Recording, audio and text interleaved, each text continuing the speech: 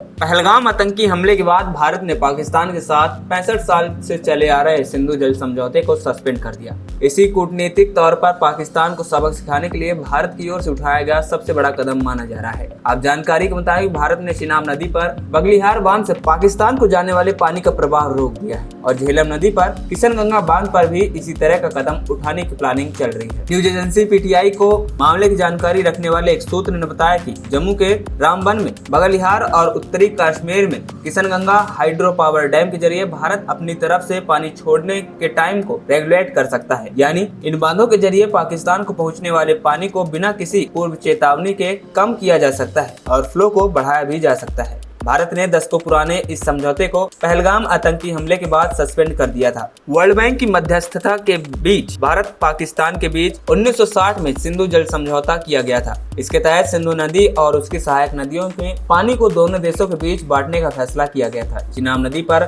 बना बगलिहार बांध भी दोनों पड़ोसी देशों के बीच लंबे समय से विवाद का मुद्दा बना रहा है और पाकिस्तान ने पूर्व में विश्व बैंक के इस मामले में मध्यस्थता की मांग की थी। इसी तरह किशनगंगा बांध को भी कानूनी और कूटनीतिक जांच का सामना करना पड़ा है। समझौते के तहत पाकिस्तान को सिंधु सिस्टम की पश्चिमी नदियों सिंधु, चिनाब और झेलम पर कंट्रोल दिया गया है। पाकिस्तान सिंधु नदी सिस्टम में करीब 93% पानी का इस्तेमाल सिंचाई और बिजली उत्पादन के लिए करता है और पड़ोसी देश करीब 80% कृषि भूमि इसके पानी पर निर्भर करती है। पाकिस्तान की अर्थव्यवस्था में कृषि का अहम योगदान है। यही वजह है कि समझौता स्थगित होने के बाद पाकिस्तान लगातार जंग की धमकी दे रहा है। सिंधु जल संधि स्थगित होने के बाद कराची की research firm Pakistan agriculture research के घसारी शौकत ने कहा कि भारत की कार्रवाई अनिश्चितता पैदा करती है। उन्होंने कहा कि इस वक्त हमारे पास कोई विकल्प नहीं है। संधि में शामिल नदियां न सिर्फ फसलों बल्कि शहरों, बिजली उत्पादन और लाखों लोगों की रोजी रोटी पर भी अहम भूमिका निभाती है। पाकिस्तान के पूर्व विदेश मंत्री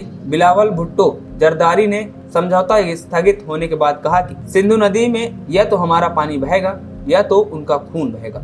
इस बयान पर भारत ने कड़ी प्रतिक्रिया दी थी। यही नहीं, पाकिस्तानी राजनेताओं ने समझौते को स्थगित करने के फैसले को सीधे तौर पर जंग का ऐलान भी माना था। सिंधु नदी पाकिस्तान के लिए खासी अहमियत रखती है और समझौते स्थगित होने के बाद वहां के नेताओं की बौखलाहट इस बात की गवाही भी दे रही है। एएनपी टाइम्स की रिपोर्ट।